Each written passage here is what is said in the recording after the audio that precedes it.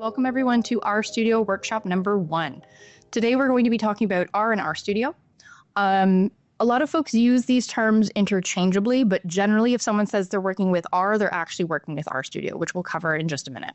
So the R software is our base software application. We can use this for data manipulation, statistical analysis, graphing, so making data visualizations, and it's code driven. So this is why a lot of people get nervous, because you actually have to write code to help you do the things you're trying to do in the software. So it's not point and click. RStudio is another software that we can have. It's an additional software that we can put on top of R to make it easier to work with. So you don't need RStudio to use R, but it does make your life quite a bit easier. So I do recommend you download R and then you download RStudio, which we'll cover together. Both R and RStudio are open source, which means they're free. And the capabilities of R can be extended through packages. There's a lot of packages in what we call base R, so you don't need to install anything else if you don't want to. But if you want to do additional things, like make pretty graphs, for example, you need additional packages. So I've left you a link here about the CRAN packages that you can get. There are lots, and we'll start downloading some as early as today. I think we're using one for Excel. Where can you actually access or download RStudio? R and RStudio are available for public use on the library computers at the University of Guelph. So if you're a student, a staff, or a faculty member, come on in during library hours. Our computers should all have R and RStudio. If you want to have it on your own computer, you absolutely can. It's free, which means it's open source.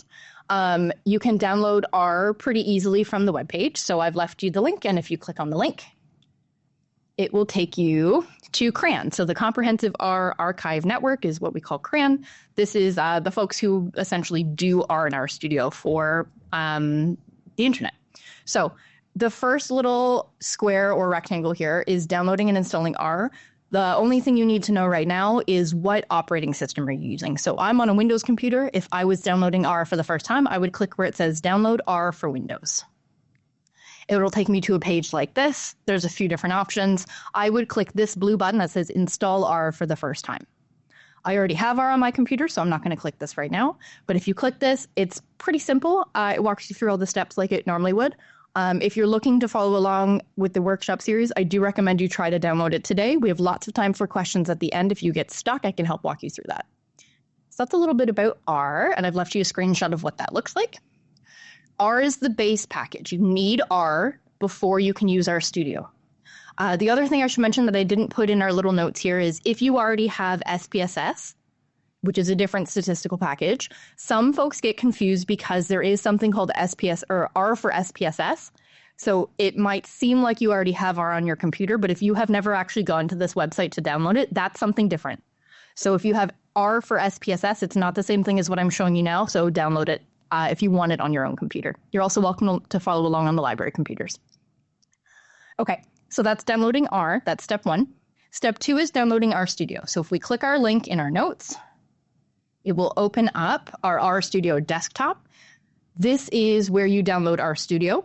We can either accept or reject cookies. I'm going to throw them away because I don't need them.